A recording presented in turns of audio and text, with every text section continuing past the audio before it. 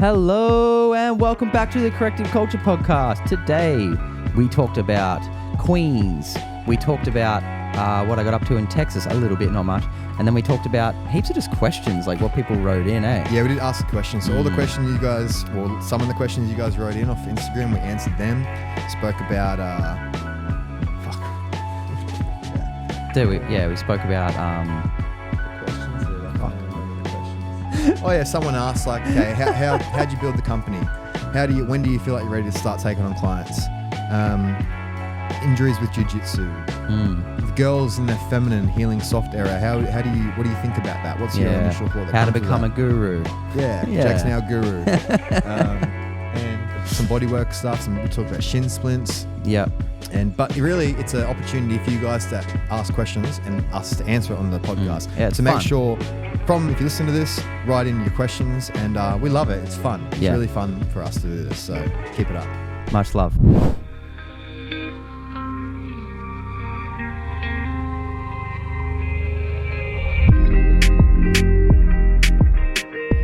All right, welcome to another duo episode of the podcast. I have been away in Austin, Texas now. I just got back last week. I'm still jet lagged. I got staph before I went, and I had to take antibiotics for the first time, and I can remember, which was crazy. And it fucked my gut. And over there, I had like the most hectic pain in my colon. Like I was worried, dude. I was going to bed at night thinking I was going to die. Really? It's a colon pain. Dude, I woke up in the middle of the night. I was like, this is bad. Like I might need to go to the hospital. How quick did that happen? Did that happen after the flight or before you went? That was started? It happened before I went. Yeah, I like started feeling like colon pain. True. And then it went away for a bit. And then when I was over there, it came back like really bad for 2 days. And then I was like, and then I just asked my mate, Zach, like, can I just get some, do you have any charcoal? And I had diatomaceous earth and charcoal. And within like half an hour, dude, it chilled out. Yeah. I woke up in the middle of the night just like, yes. Proper like stressed about it. Yeah, people should always have, extract is basically that for people listening, the part of the cleanse. You should always have a bag of extract just chilling there. Even when I do the cleanse, I leave a little bit at the end. Just for those times that you ever may need to use it. If you ever eat something shitty, you just want to help detox it a bit. Yeah. Or alcohol, or especially food poisoning. Like, fuck, it works so well for food poisoning, man. And I guess for you, it was antibiotics, right? Yeah, it's crazy. Because like antibiotics are just like napalm for the gut. And it wipes out everything other than a yeast probiotic or a yeast enzyme. Yeah. True. So, yeah. So the only probiotics that work on antibiotics is this like yeast probiotic. So it's fucking bizarre, man. But yeah, definitely felt like mentally depressed a little bit from it. Like even the last few days, just like getting into the day has been harder. Yeah. It's kind of, I can feel it starting to come good now, but sleep's been like, just fuck, it's easy once you know, like good water. I've been drinking a lot more water, getting my sleep, and just getting more sleep than usual. Yeah. That's good. Yeah. I'm pretty tired right now. I went to Market Bistro last night for dinner. About fucking 20 minutes into it, my neck started to tighten up again, and I was just feeling like that. I catch myself like cracking my neck more, like when I'm inflamed. Yeah. And just sort of having to like move the joints. How's I thought maybe that was in your head, like when you tell me that, because I'm like, I've just never experienced that. But then Zach, my mate from Austin, had the exact same thing. Yeah, really. Like it's instant. Yeah. He's like, if I eat like something with seed oils in it or anything like that, he goes, my neck tightens up straight away. Yeah, yeah. And I was like, oh, Callan's legit. Like he's actually feeling that. I think like, it's just your thing tightens up. And my thing is, your thing, yeah. I used to always crack my neck as a kid, like growing up since I was can remember, I'd crack my neck, and that's where my sort of whatever, if there was an itis, that's where it's going to be. Yeah, for sure. Yeah, mine are my knees. Like, I mean, I don't feel any pain in my body, but if I say have like 8 beers or something, which is very rare, I'd never do that, but like I would feel it in my knees the next day. Okay, I feel inflammation in my knees. Yeah. I feel it like, for me, it's the feeling, Harry, can you turn the aircon on, bro? For me, it's just here. The feeling is, the feeling's like you've been stung by a wasp, and then the 2 days later your hand's swollen, and if you touch your hand, it's like that subtle numbness. That's the feeling I get. Oh. Yeah, like that little subtle numbness, like there's water or like that puffiness in the body, and it's taken away a subtle bit of the sensation, and more around like the ankles, and like you've been on a plane for too long and your ankles swell up. That sort of vibe. Yeah, but not that bad. But yeah. Well, I feel puffy today. I went out and had I had good slice, which is all fermented dough, like as good as pizza as you can. But I had a pizza and I had 2 Stoner Woods. Oh yeah. So I woke up this morning. I'm like, my eyes just feel puffy. You know, like that feeling. Like, that'd be a Stoner Woods for sure. Yeah, 100%. Yeah. Yeah. Pizza was good, but. And okay, what do we got here? What do we got? Okay, so it's just us two, right? And we got some people wrote in. It's just us. And asked some questions, and I just lost it. So give me. Let's go. Pick your favorite. Let's go one for one. We'll pick our favorite one each. Right. Okay. Daddy. Okay. Well, the first is this my favorite? I don't know, but is this the first one? What's the deal with doing hanging leg raises and feeling like I'm going to come? That is definitely your favorite. That's my favorite. What is that? Okay, so she's doing hanging leg raises and feeling like she's going to come. So let's just break down hanging leg raises for people listening right now, right? Hanging leg raises, did a video on this that just came out yesterday actually, that it's sort of used as a lower abdominal exercise, but it's not really, because the prime mover for hip flexion is your psoas. So when you do a hanging leg raise, you're training your psoas. Now your lower abdominals, and when we say lower abdominals, that's lower fibers of rectus abdominis, which is your six pack. Yeah. And then we got lower fibers of the obliques, and then TVA. And basically they have to contract to stop the psoas pulling the hip into an anterior tilt as you raise the leg. So when you raise the leg, your ass shouldn't be sticking out. It should be locked in from the musculature, locking that in, which then makes it somewhat lower abdominal, but it's still a pretty shitty lower abdominal exercise. So I wonder what it is that's doing that. Surely it's got to be like nerve related, hey? Like it's got to be... Well, a lot of girls come at the gym, man. Yeah, It's a common thing. Yeah. So to come is like it's a parasympathetic response. Yeah. And then ejaculating is a sympathetic response, right? I'm pretty sure. Yeah. Yeah. So I wonder what that would be doing. So I'm trying to think. There's obviously some sort of pressure, maybe on the backside of a. Fuck, I don't know. I don't know the answer to this, guys. Ask a pelvic floor specialist. I don't know. You just got one of them like vibrator things. Like. Yeah. Who the fuck knows? Yeah, I don't know, but that's a hard one. A lot of girls. I love that. I love that can happen though. That's good. That's probably a good thing, right? I mean, is it a good thing? I don't know. It'd be different for a guy, wouldn't it? I wouldn't want to be coming doing leg raises in the gym. Shit, no. No. Okay, next one. I got one. Yeah, go.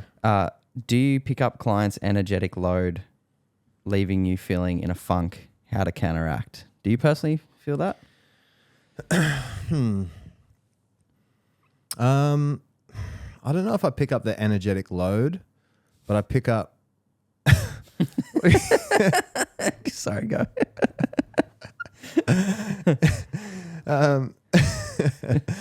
But I think just being around people makes you tired after a while. And for people listening, when you get into the one-on-one work with clients, whatever that may be for you, as you know, the people that are in the field or in similar fields, is it makes you tired because you got to be on the whole time. Like you're there talking to them. You can't just be chilling on your phone or like zone out here and there. You got to like be on. You got to be listening. You got to be doing it. So I wouldn't say I pick up on their energetic load, but I fatigue from a few people. Like when I used to do, say if I did like 6 clients in one day, my hands would start shaking by the end of the day from like blood sugar and stuff because my brain is working so much, and your brain uses a shitload of glucose that I think I'd have blood sugar crashes without realizing because I skip meals and whatnot too during it. So it fatigues me, but now we don't do as many clients anymore, so it's fine. I'll do like 1 or 2 here and there, but when it was like the full-time gig, I guess if I was to do it forever, I would have burnt out, man. Would have burnt out if I tried to do that forever, but we learned a lot doing that. What's your answer to that? Yeah, I feel I'm a bit of an empath, so I feel people a lot more. But like, there's certain people that give me energy, and there's certain people that drain me. But like, having the tools to be able to kind of shield that. The good thing I learned was like, imagine blocking someone out by just putting a sheath of white light in between you and the human. So if they're talking to you and you're feeling like they're just taking your energy and you're starting to feel drained, just envision a white light in front of you and them separating you. So that makes it makes them still feel heard, and you are listening to them. However, you're not taking on their energetic load. That helps me. And then I also just take a couple of big breaths, but I feel it almost straight away when they come in, whether it's going to be one of those sessions or not. Yeah. And I started doing that when I was doing body work, and women would start crying a lot. Remember when I went through that stage? There's so many emotional releases, and that was really draining me. So I decided to just go, okay, do a bit of it. If you start to feel that energy, get them down on the ground, and they can do it with the little MB5 ball or our Corrective Culture balls, and let them control. Yeah, give them control so they don't have to emotionally release. Well, they can if they want, but it's in their own power. Yeah, you don't want that energetic load out of them all over you. Yeah, I just don't. Yeah, and with now, like when we started, obviously we're just taking on any client for work and learning, but now I pretty well vet like the vibe of the person real quick before we take them on. Like I saw on the DMs the other day that this girl was asking to work with me, and then Alana told her the price, and she's like, "Oh, like that's a bit up there." Like, you know, well, am I 100% going to have this disc bulge pain like cured or whatnot? Yeah. And I just said, "I'll write to her that I'm not taking on clients." Yeah. Because for me, I feel like I'm doing her a favor. Like she can't, and I know it's worth it. I know it's worth it. Like if she wants to get her pain or not, but that's the energy I don't want. I'm like, no, you like. There's a fucking million people that want to work together. Yeah. Want to choose people that are just really like, yep, I want to work with you. I'm keen to do it all. Not people that are like, is he going to fix me? Whatnot? Because that's the vibe I don't want to work with. And I don't want to be around that energy that feels like I have to get them better. Because a lot of the time, the people, it's a lot of work we give them. Like they got it's massive, man. It's massive, yeah. It's like time. It's pain. It's like it's them being in pain for a long period of time. They're the people that are going to do it. But if they just got a little bit of pain here and there, and we give them this amount of work, it's like a lot of people don't do it. So. Yeah, so I don't work with the people that put off some victim archetype to me about their story, because I just can't be fucked. Yeah, we don't have time for that. Yeah, it's a red flag instant. You learn red flags so quick, and I even pick up like I got a 13-year-old kid at the moment, and I just started with him yesterday, and I'm like, it just feels good. You know what I mean? Like you get someone like that, or you feel the energy straight away, and you're like, okay, this is a good client. You just know. How good you just start to feel. My soul just guides me now, which is nice. Yeah, it's cool. I'm working with this new client, Christina, at the moment, and she's just like gets it done. Yeah. I'm like, fuck yeah. How good is it when? Yeah, I know, and it's been almost being staunch too. Like I've been staunch with this chick and the mum. And I've just been like, look, he's got to do the work. Like you can't do it all for him. Like on the phone, and you just got to be like. And when they do it, it's so good because the results happen so quickly. Yeah, I had this. That was cool, man. This kid, he was running and he was internally rotating at the hips. So he'd run. She was seeing me because she needed this kid to run better. Yeah. And just like he'd run and then his knees would just cave in, not at the bottom, but at hip flexion. So when his thigh got to 90 degrees, it was just like his feet would go out and his knee would go in, like the legs would flail. And he goes, no other kids are running like that. Yeah. So people listening, when you break down the anatomy of that, there's only one hip flexor that also internally rotates, and that's the TFL. Am I right in saying that? Yeah, in hip flexion, eh? Yeah. Does the glute? No, the glute min doesn't have any hip flexion component to it. So, so the TFL will flex the hip and internally rotate. The psoas will also flex the hip, which is the prime mover of hip flexion, but it will externally rotate. So when they contract together, they both hip flex, but they neutralize each other's other joint action, which is external rotation via internal rotation. So one's going to pull internal, one's going to pull external, and when they pull together, the leg stays straight. So when you see a leg going in, you got to think, oh, I need to train his psoas and his hip flexor. So I gave him prone jackknife, and she said it made a difference. That's great. Yeah, so just like and just training it, like bringing an awareness to it. The kid has to have an awareness to it. But he's young as man, but he's cool to knowing, because in my head I was like, this kid's fucking. Do you know much about like hammer toes? No. Oh fuck yeah! I learn all about it. What's a hammer toe? Hammer toes is when the toes kind of like are trying to like stabilize the whole foot or the body. Are they like flexing? And they're flexing into the ground to stabilize. Right. Yeah. So is it like creating a large arch, or is it just the toe part? Well, this is interesting because like this client I've got, he's got like pronated feet, so they put soles in, inner soles, but you can tell he's got craziest sway posture, forward head of 8 centimeters. Yeah. Like, you know, just like I can't wait, dude. Because it's like, as soon as I get that head back, I know the hips are going to come back. To no inner unit strength. Like, but the coolest thing I can see is like valgus knee, especially on the right, pronated feet, hammer toes. So, but the arch came back, dude, when I did hip extension. they're so rolled in. But as soon as we went hip extension and I actually turned his glutes and everything on, the arch came back, but the toes dug in. Okay, cool. So yeah, it's just, So that's interesting, right? Yeah. Because for people listening, if you're even standing there, standing up right now, if you stick your ass out, you'll feel that the feet will collapse in. And if you tuck your tail under, you'll feel that the arch will slowly come back into the foot. And that's via the fascial spiral line. So there's that spiral line that runs fascially like on the outside of your leg, and it runs sort of behind, in front of your shin, and then wraps under the foot. So it's like a horse stirrup is the way they think of it, like a stirrup. So when you tuck it under, it tightens the stirrup and you feel the arch come into your feet. And when your ass sticks out, that stirrup loosens and everything collapses in the medial, like the midline. Yep.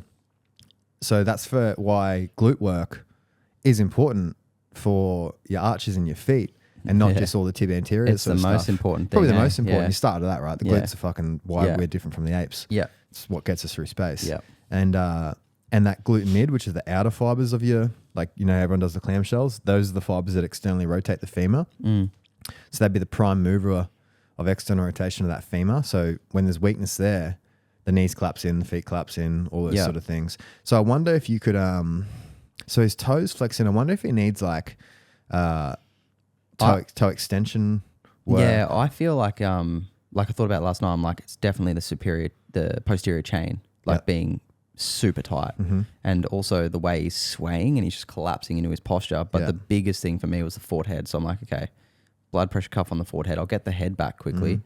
Then I'll work on the glute med, glute max. I reckon heaps of tissue work needed, man. Like his pec minor was jacked, tipping scapula like crazy. Just so good because it's a younger kind of guy, and it's cool to just work on this. That's cool. So okay, so he's there's a lot there. His feet were pronated, is that right? Pronated, yeah. Pronated, and flat, really flat, more so on the right. So if you were to break down the lower limb of that, of prioritizing the tissue work, where would you want to go for the collapse? So the knees are collapsed in, but the toes are flexed. So the toes are gripping onto the ground, but the knees and foot's all flattened and pronated in. So where would you focus on your tissue work, you reckon, if you want to bring a bit of adaptability to that? Well, what to go from the... If we're working on let's say below the knee. Oh, below the knee, yeah. Because obviously I'm going to go all the way, neck, head and everything, totem pole first, then pec minor. But then, after that, tibialis anterior, all the plantar fascia. Yeah, for those toes. Yeah, for sure. Yeah. Lumbricals, that's a huge one. The feet were like this. So all the lumbrical muscles in between the metatarsals. Yeah. So that's like the line of between the toes for people listening, like running down your foot. That between the bones. Yeah, and what the NST stuff I just learned with that was everyone wears shoes. I grew up in flippers.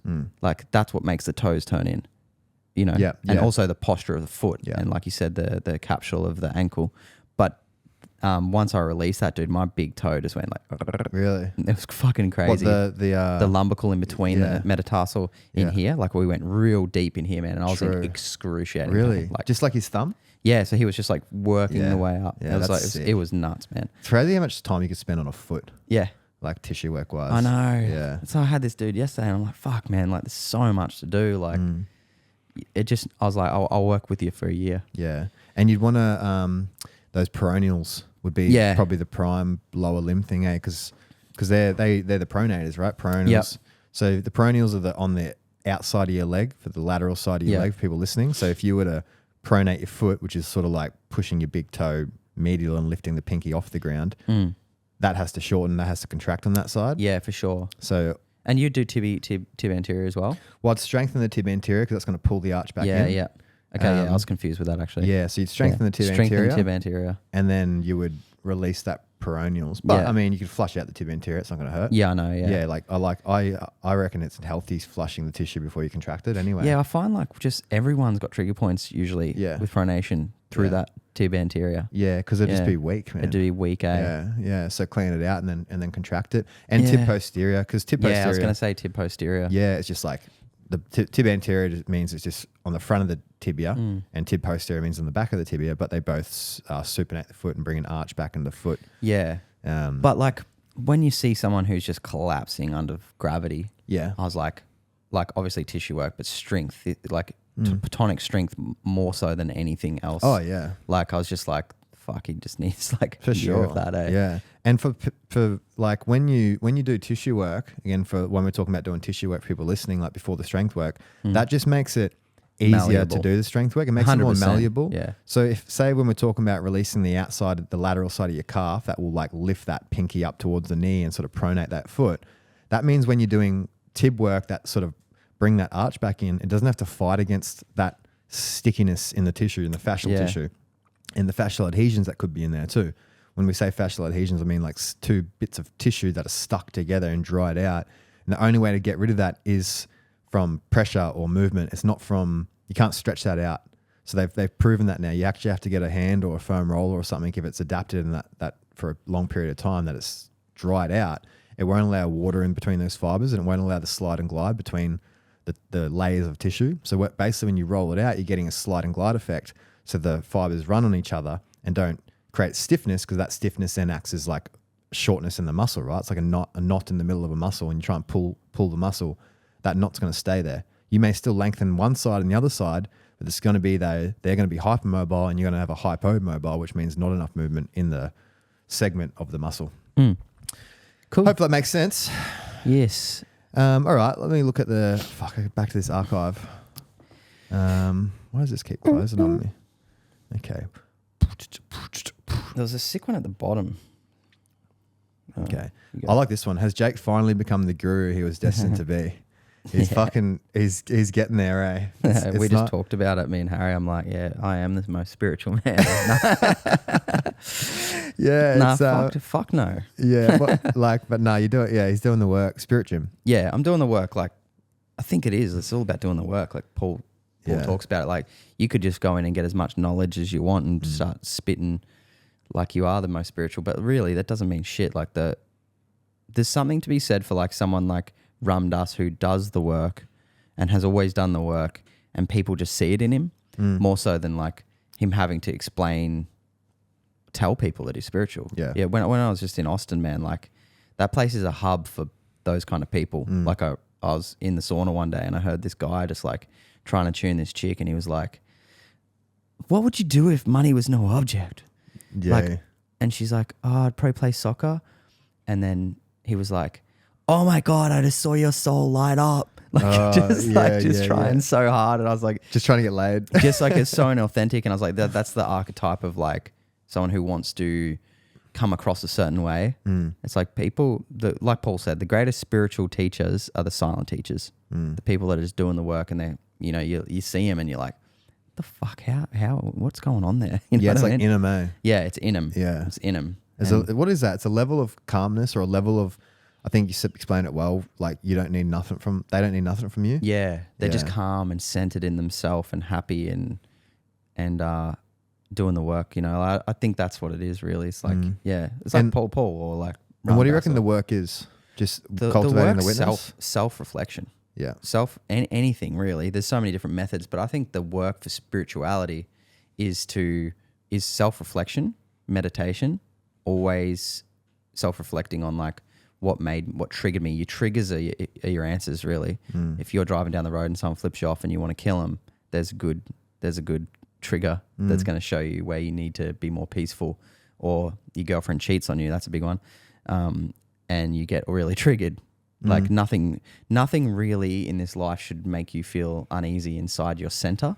And where you get taken from that, that's where you can self-reflect and be like, well, fuck, that's where I've lost myself. And like the cheating thing or someone leaving you or something like that's obviously the hardest one there is. But that's just an example of what it could be. It could be that you dropped the soap. Yeah. You know? Yeah. Like the small things.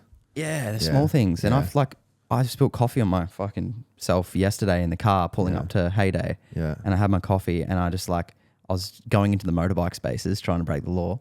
And then I like hit the brakes and it went poof, and I was like, fuck it up. Like instantly, automatic, dude. And then I was like, oh, that's so funny. Like that's where I just straight away. All right. You guys want to hear a story? I fucking couldn't believe this, right?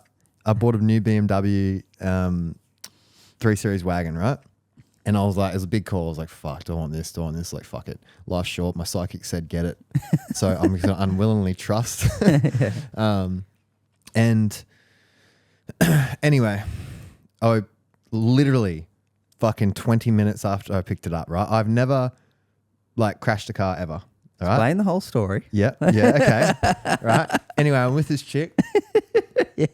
We're at pulled up at Harbour Town. I was going to go look for this some stuff for this event, and just this. I put the P button on because it was literally the first time I parked it. This thing's like a fucking spaceship inside. I don't know what. I still don't even know what it all does. Right. And I put the P button on, thinking that was park, and since it's a car that like turns off itself when it's at lights and shit, it was like in your head you think it's sort of off, and that works for my old car. Like once the P is on, you can't accelerate, right? And I leant over to like whatever, give her a little kiss, and my foot went on the like press the accelerator, which I thought was fine, and then the park brake comes off and goes, "Oh, you want to go?" Buzz, and then goes buzz into this like bombed out car in front of me, right? And this car like didn't do any damage to the car in front of me. It was like a car that. Fuck, it'd be worth like $300 probably, you know? Yeah.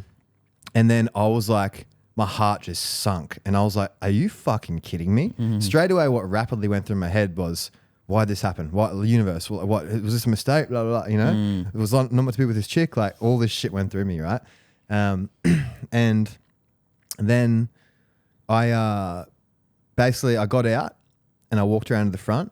And then luckily, the number plate was smashed. There was a tiny little mark in like the guard, but you wouldn't notice it unless someone pointed it out to you. So I was really lucky, right? Basically. But then it damaged some radar thing that now I spent $980 on yesterday at fucking BMW to replace. That hurts, right? Yeah. So now my intention on Monday is I got to make that money back. I'm going to do some shit to like, just so I feel good about it because it pissed me off. And I was like, this is the work. Like this just happened. This nice thing that I want and I'm attached to, you know, just fucking crashed into the back of a car. And then I was like, why did this happen? Like, and the anger was at myself. It was at like, how did I fucking do something? How did I not just make sure that was the P? And I saw the P. It was 3 things above it. There's another P. So I got 2 Ps. One is a circle around it, which means park brake, and one I didn't know. I just saw the P and thinking it was it. And I was really angry at myself because it was like stupid, you know. And lucky it was only $980 is a lot, but lucky it wasn't fucking thousands of dollars. Yeah, I know. And yeah, it could have been way worse. Yeah, it could have been way worse. Yeah. And it was the warning from me. And I go, all right, universe, teach me something. Shi Yang He's the guy I've been listening to lately, which is that Shaolin monk guy we post sometimes. And I just clicked on a random video, and the very first words out of his mouth was like mistakes. And he was like, mistakes are fine, but they're not fine if you don't learn from them. Yeah. So it's like, as soon as something happens, witness it and think, oh, okay, that's why that happened, and you move on. And you stop judging yourself because now you're the more evolved person, the one that made the mistake 5 minutes ago. Now I'm not that person anymore. I'm the guy that's going to be slower now. And basically it was just me being sloppy and thinking, just slow down, like stop, make sure this means that. Sweet, like I'll, you know, park the car and just calm it all down. It was because I am rushed with a lot of things, and and that's when you get sloppy. That's when mistakes happen, you know. Yeah, it's true. It's true. So it's about just being calmer and doing everything more correct. So straight away, I detached from it a little bit. I was still feeling in my heart like that anxiety sort of feeling that lingers, you know, that big shock that was there for a while. That was just like I just wanted to go home after that, you know. Yeah. And I was just like, it was embarrassing too. I was like, fuck, you know, I couldn't believe I did that, dude. I never do that shit. Yeah, fully. Like all these cars, never done that, you know? Yeah. And basically, yeah, so the lesson for me was, all right, witness that. That was the pain teacher. Now slow down, like calm, park your car, look, like all these sort of things so that doesn't happen again. I feel like that was the warning from the universe saying, oh, you got this thing now, don't make that mistake, otherwise it can cost you much worse and it can really set you back, you know? Yeah. So it was a good thing. Yeah. And who knows what that means? Who knows how that put me on a path for something good in the future? Like, you never know. But as long as I learned from it, I stopped judging myself because the feeling was anger at myself. So I was like, how can I flip this? Okay, I learned the lesson. Now I'm not that person anymore. Now I move on. Yeah, exactly. So it's good. It's not being a victim to it. And growing from it. That was a lot of people can learn from that. It's good. Yeah, that was a fucking rough one at the time. That was like going to jail. It was like that same sort of feeling. Yeah. All right. So where's this archive again? Why does it keep closing on me? There was a good one here. There's heaps of good ones, but okay. So this guy, Will. Okay.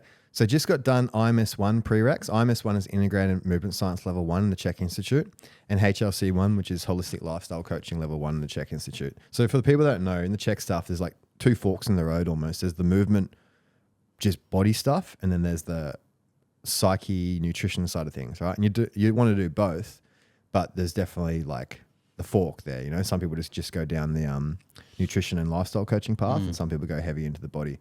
So how do I know if I'm ready to see my first client? What's your answer to that? Yeah. Just like, you're never really going to be ready. But I would say there's your truth, their truth, and then there is the truth. And I think the truth is you should at least have IMS 2 and HLC 1 for sure. Yeah. Like before you start taking on a client. So I think like I would start taking on clients after you finish IMS 2, and I wouldn't wait any longer. I would go straight into it. Yeah. And straight away start learning from people's bodies and starting like, like we've dropped a lot of gems on this podcast and in our Instagram about how to really use the Czech stuff to your advantage early on. Like just understanding the basic anatomy, like of the hip and things like that. And what's going to, like Callan talked about today, about balancing like the TFL and the hip flexion and stuff like that. Just little things like that will help you so much understand the tests of like IMS 2. But yeah, just dive in. Like there's nothing to be afraid of. And honestly, the quicker you dive in, the more you'll see how fucked up people's bodies are, and how much good you can do with such little information. Yeah, it's easy, man. Yeah, I can finish IMS 2. That's what I did. I finished IMS 2 and I started taking on clients. And I still didn't know any of that shit. I didn't know all the anatomy of that. Yeah. But you still you learn as you go. And then eventually you start bringing that in. You can bring it in now, right? And that's like, that will give you confidence. When you start getting more into the anatomy stuff, that'll give you confidence. Like for me, that whole bodyworkers university thing, which I think Will messaged me the other day about it, that's the intention for me, was like all the shit that I learned that I wish I sort of knew when I started, that would make it easier for the fresh Czechie. That's the intention behind it, especially in regards to the anatomy and basically that should be gold. Yeah, like I thought basically what I've done is if it's a muscle and I'm teaching it, I look at all the shit I want to know about the muscle, I learn about it, but then I have a paragraph I write down of what's my take on that muscle. What do I think about, what does my soul say when I think about that muscle? Yeah. And I've just done that for every muscle that I can think of. Sick. But yeah, just you gotta practice. You gotta practice. Start assessing your friends. Start also reassessing. And like I was saying the other day, like if you're assessing friends and you got time, like as you do those numbers, do a stretch or do something that you theorize is restricting that motion, and then test if it did affect it. Because it's not always by the book. Sometimes it doesn't do anything. Sometimes it's like the hip joint just won't move, you know? Yeah. Like my internal rotation cannot be increased. Yeah. You know? So you know how mine doesn't increase when it's at 90? Yeah. That's because of your hip though, eh? That's my hip, yeah. But that's, a lot of people don't know that. Yeah, a lot of people are going to be trying to do hip internal rotation, all sorts of things, when they're not going to change it because it's the retroverted pelvis of the hip. And a lot of people have that. Yeah. A lot of people have an enter. I know. I think like, don't you reckon it's just like about enjoying the journey? Like you need to be honest with yourself and ask yourself, do you love this shit enough to do it forever? Because like that's what me and Callan do. We love it and we always talk about it and we always learn. Like Callan more so than me with the anatomy stuff. I'm more into the spiritual side of things at the moment, but I'm always still learning. Like I learned all about shin splints yesterday because you bring it up. Yeah. How good's that? Yeah, it's sick. And then I went over the. What'd you learn about the shin splints? Tell me about it. Because I actually haven't watched the video yet. So I just learned that what shin splints are basically because I was thinking you're like I know what shin splints are. Yeah, we know what they are, but I didn't technically know what. Break it down. So basically, what I gathered from the video was like first of all, I learned the sheath and the fascia. So I know it's very fascia related, but it comes from the bone. So it's when the bone has too much pressure running through it, and you got to think, why would the bone have so much pressure running through it? It could be because there's a adhesion in the fascia or in the tissue, or like he said, 60% glutes or 80% glutes. So I think if there's a weakness in the chain above, of course it's going to go into the bone and it's not going to be able to compress and decompress. Yeah. And that's what causes it. So it starts to put pressure through the shin. Yeah. And connective tissue and bone take longer to adapt. I'm pretty sure there was like 7 years, isn't it? As in, I mean, like when you load it, say you do a heavy load, I swear it's like 4 to 5 days before that's fully recovered. That collagen's recovered. Yeah. So it's when people start running more than usual excessively, like you got to do those little 10-minute runs like we spoke about, and that'll adapt that bone over time without pushing it past that boundary that it gets injured. So it will get stronger over time, but you just can't push past that boundary. And of course, strengthening the whole chain. Yeah, I know. It's like you think about it. It just makes so much sense. You know how you get those like aha moments, like your soul? Like yes, I had that with that shin splints. I'm like, fuck, I just get it now. I'm just like, okay, if the glutes are weak, if the fucking adductors are all out, if the RT band's fucked, like, you know, it's just like, of course. I also wonder about calf weakness with that and barefoot running versus, because if you're landing on the heel in a shoe, you got to think about really how crazy it is. If you wear it barefoot, you're going to land on the forefoot. If you run on a running shoe, you're going to land on the heel. That's a completely different thing at high speeds. It's your whole foot is completely different. Like your whole, it's like your whole heel's copping it compared to that calf that's decelerating. And the Achilles that almost starts short, and then as you decelerate it has to lengthen and sling back. So that strength has to adapt to that over time. It takes a while, and most people, like I went for a barefoot run the other day, and it's fucking 4 days, and my calves are just rock. For sure. But now they're good. Yeah. So when I did a lot of running, like I felt like I was running on the outside, like I was running on like the midfoot outside. Yeah. Okay. And that felt good. Okay. Because and I know I've looked into it, and it's like that's the way the foot actually likes to work. It likes to like go like that, like that figure eight sort of infinity sign. Exactly. Yeah. Exactly. So it just makes perfect sense. But yeah, then when I got lazy, I'd start to heel strike. Yep. Yeah. So I was like, and then when I went forefoot, it was better because it didn't hurt my knee after I hurt my leg. Yeah. But I was fucked for days after it. Yeah. Yeah. And then so I'm like, how much? Like I know you run on your forefoot when you sprint. Yeah. But how much do you think you have to run on your forefoot for a long distance run, or say a I think just over time, like it was adapt and adapt and adapt. Yeah. So now I'm good to go for another run again. I won't do that run again until all the soreness is there, and then you just adapt it again. Yeah. And that way you won't get plantar fasciitis and shit like that. Yeah. Okay. Get that natural recoil. Your experience from Naomi, your experience of building CC from the ground up, trials and tribs, imposter syndrome, motivation, etc. Yeah, well, imposter syndrome was a huge one for me. Like being able to be on camera, and it's a journey into self-love, honestly. Like that's what the biggest gift of Corrective Culture has been to me is learning how to fully open up and be my authentic self and let that out and let the world see that and not be afraid to be like completely who I am.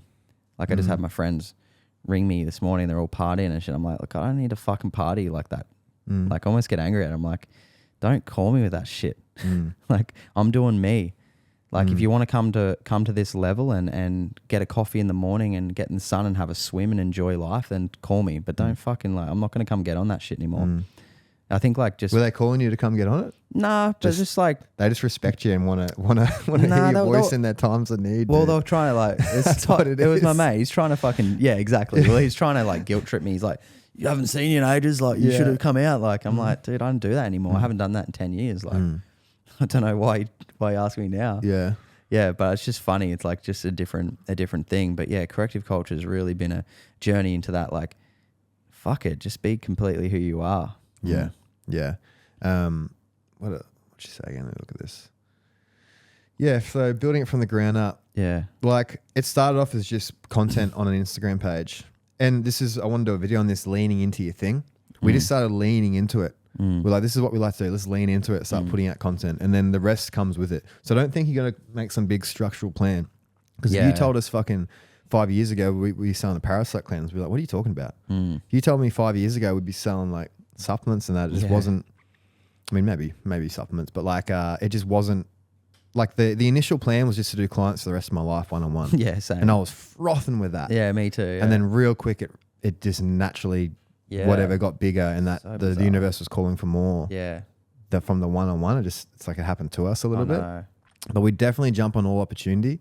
We definitely are very trusting, go with the flow, and we invested back into it. A lot of people would take money and try and get a house and shit. We just put all our money into it. And this is where you can get the pressure of being in a relationship and your chick wants, let's save, I want a house and blah, blah. I was like, nah, fuck that. We just take a little wage and we just put it all back into the company, because we know that that's going to pay more than whatever house we get later in the future. Totally. And help more people. And like, it's all a good feeling, eh? Yeah. It's Like, yeah, to think about this, like, say we got 10 grand in our account, we buy a $5,000 projector.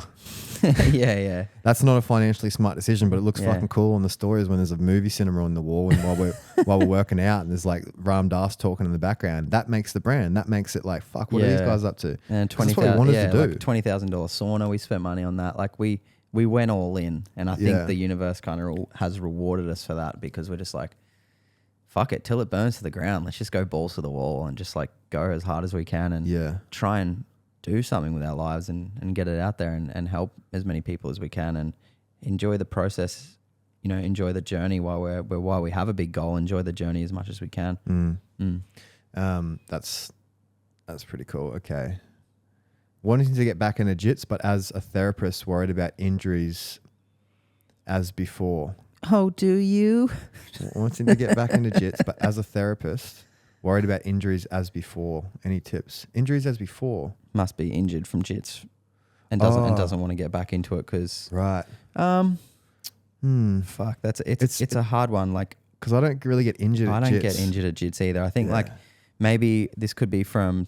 Please don't judge me if I'm wrong, but like someone who's a little bit of a lower belt who might roll really hard. It's coming from a girl too. Okay. Yeah. Okay. Yeah. Well, maybe that. Just go in and practice technique, but practice passing, practice things that aren't going to hurt you.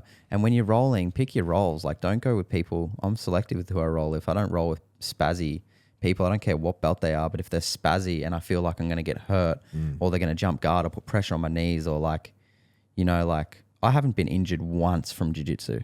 I've jarred my thumb a few times, like, but that's it. Yeah, nothing bad. And like, I got a pretty fucked pinky at the moment. But I mean, you kind of get little niggly things here and there. Like I had a sore behind my knee, but I just released that. But that was just overuse. Like, do our deep tissue course and learn how to look after your body and do some squats, some structural stuff to like, you know, make sure your knees are tracking over your toes and, you know, make sure all the core stuff's firing. Like there's so many things you can do to get back on the mats. Yeah. And just basically don't be worried about injuries. You'll manifest that shit. Just don't be worried about that. You're strong. Fully. You're a powerful woman, Naomi Thrive. Okay. So it's you realize you create life. Yeah. You manifest it by worrying about it. Well, I mean, you're a powerful feminine entity. You literally create life inside of you. That's how powerful you are. You know, that's God shit, right? So it's, don't worry about that. Just if you want to do it, just do it and just don't overtrain. Definitely don't overtrain. That's the major thing. Don't overtrain because that's how you do get injured. Yeah. Urine therapy. Okay. I'm not a fan of urine therapy. For me, it doesn't make sense in nature because no other animals drink their urine. It's a waste product. Yeah. I know people in cultures or whatever have got into it. It's just never made sense to me. I think it's I'll never drink my own piss. Yeah, probably. I wouldn't say never, but I mean, I'd rather drink spring water. Yeah. Yeah. Yeah. It doesn't make sense. It doesn't make it's a sense. waste product. In the light of evolution, like, did we? No, we didn't. Yeah. No. Okay. What courses have you guys got on the horizons? We got IMS. Well, you've done it, but you're redoing it. IMS 4. Yeah. IMS 4 is happening in February at Corrective Culture. So Matthew Walden's coming over from London and teaching that. That's 8 days. Is it 8 days? 9 days. 9 days with a day in the middle. Yeah. Yep. And that goes all over the neck, the atlas. The atlas is C1 for people wondering, and the axis is C2. So when they say atlas, it's like Atlas, I believe, is a Greek god that holds up the world. Yeah, so just hold your head. Hold your head. Yeah. So that's why it's like called the atlas, right? And it's also the largest vertebrae in the vertebral system, but it's also got the biggest hole in it. So it's actually like a huge hole that the spinal canal goes through. So it's super unstable. And I think like 80% of the tilt and rotation in the neck come from C1, C2. Yeah. So it's like most of it comes from there, right? Yeah. Big player. When's the universal body course being dropped by Callan? So it's not a course. It's like just it's just really just, I'm going to constantly update it with things that I learn. Really for me, it's a way that I can spend my time when I don't really know where to spend it sometimes. And some days, like some days we're like, all right, what are we going to do for the company? So I can put an hour towards study and then it'll make me study for the rest of my life, regardless of the body. So anything that I learn, I'm just going to keep updating that for life. But yeah, it's going to be platform. It's going to be community based.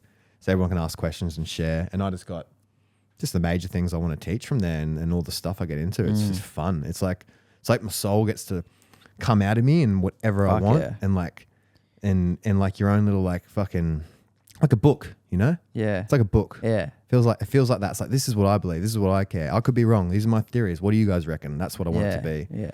And then okay, what's this one? Where did this go? Who helped mold CC culture from a business point of view?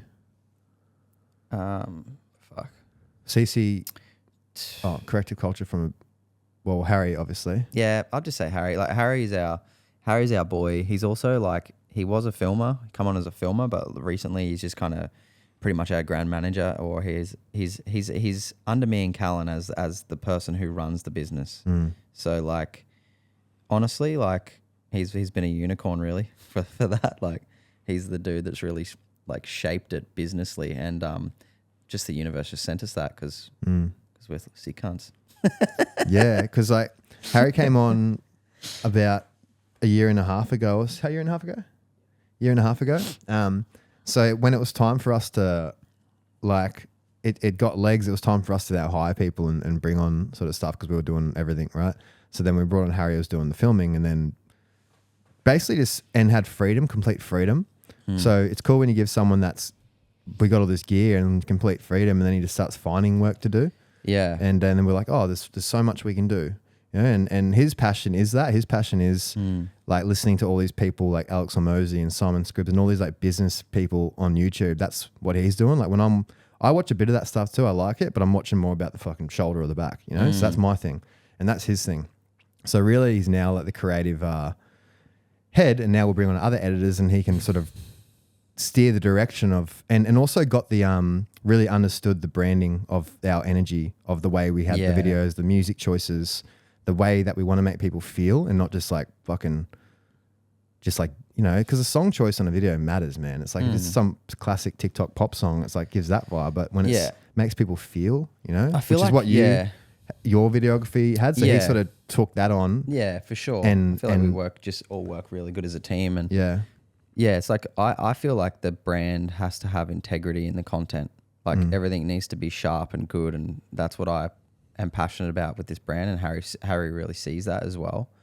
And I think that like we had some really cool people help us, like not like, you know, like we Stephen. I feel like we got more from Stephen Bartlett than we did our business meeting. You know what I mean? We did a whole day of like business meeting structuring, like who to put on and stuff like that. But we took a lot of good stuff from it, and we wouldn't probably have hired the people we did without it. But it was a natural step for us. What I know now, I'm like, we don't have a normal business. We have a completely unique business that is different, and everyone's trying to put shit in a book when it's like, it can't always be by the book. It's like things change, and it's like a multivariate equation. But yeah, like we've had certain mentors and stuff. I think Stephen Bartlett really helped us all. Yeah, we went to a Diary of a CEO thing, and basically showed it's all custom. You got to figure your shit out. There's no ad funnel. You got to figure your ads out, figure what works for your brand, figure that sort of stuff. Yeah, but that's what's fun, eh? That's what's fun. It's like we're just like having Harry help grow it, and yeah, for sure. Yeah, you definitely need it. As soon as you do get your thing rolling, as soon as you can build a team, that's great. And remember, it doesn't have to be some big grand, like we started off not thinking about that. We started off just doing clients. So remember, we'd lean into it. When it naturally you need help, if you've got some, if that's the way your path you're going down, then you're going to have, if you're building a company, let's say, then bring on the help. You know, it's necessary. And obviously Cindy O'Meara changed our fucking life. Yeah, Cindy O'Meara for sure. From changing habits, Cindy O'Meara is the one that makes all our products. Yeah. That's what changed our life. That's why Harry works here. That's why my sister. That's why Alana. That's why we've got these. That's why it's a company. Yeah. Now, because a woman that we asked to come on the podcast gave us an opportunity that we jumped on, didn't say no to. Yeah. And our whole fucking life changed. Yeah. You know? And Harry's also got people he's started his own business too on the side, doing media for people like us.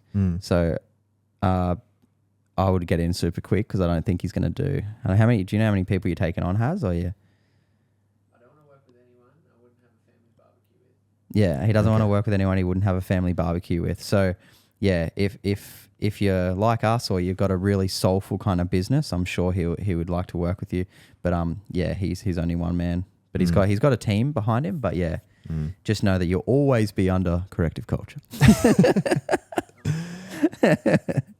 Okay, last one. Ready? Yep. Male perspective on women being in their healing/soft era. Yeah, interesting one, eh? Yeah, that's something that you would probably have a good answer to. Yeah, I think about it all gotta the try and time. figure out what that means. Yeah, so like personally, I love when a woman has a woman's side and is in a healing, like soft, loving their man and stuff like that. But also, like sexually, I would like to be dominated as well. So I'm more of a female. I have more of a feminine energy in the bedroom, like and take, like give and take, like the two. Yeah. So I think like it's powerful for a woman to be like in her feminine, but also sometimes in her masculine in the bedroom, or in her masculine in where she wants to go in life, and be like, I'm driven, I want this, I want that, but then also can come home and just be very loving, nurturing, and hand you some cookies. Yeah, hand you some cookies, or like cook, or like any way. Like every part of like a person has feminine and masculine in them. If you're a male, you have a feminine soul, and if you're a female, you have a male soul. So when you're talking to your soul, you're actually talking to, like I just said, if I'm a male, it's a female soul. And I get that. Like my soul's name's Krishna. So that's a female soul. Yeah. That's pretty cool, man. That's pretty cool. Yeah, for the healing soft, I'm definitely attracted to that strong feminine energy. Like for me, yeah, you want that. Like I'm not concerned about their career or anything, because in my head, I'm going to like financially pay for their life. But if they want to do something like that, I'm all for it. I'd love that.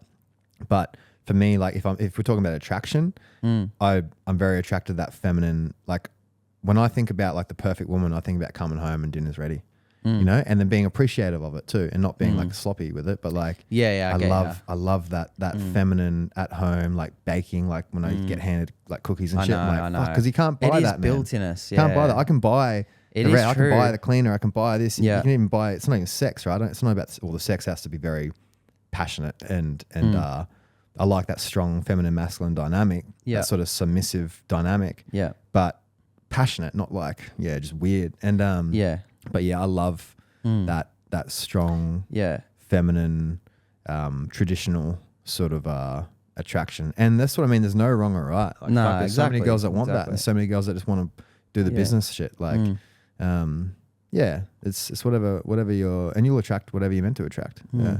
Yeah, for sure. All right, guys. Yeah, cool. Thanks for listening. We'll keep these going, and we've got some really cool guests coming up. We won't drop that yet, but there's big guests coming on. And this podcast is sponsored. What's it sponsored by today, you reckon? Queen? Let's sponsor it by Queen. Yeah, man. Queen. All the Queens out there. We just talked about that that last topic. We had some good feedback from the girls saying it gives them energy. One said it's like crack. One said her hormonal pain or her period pain was much subdued. Yeah.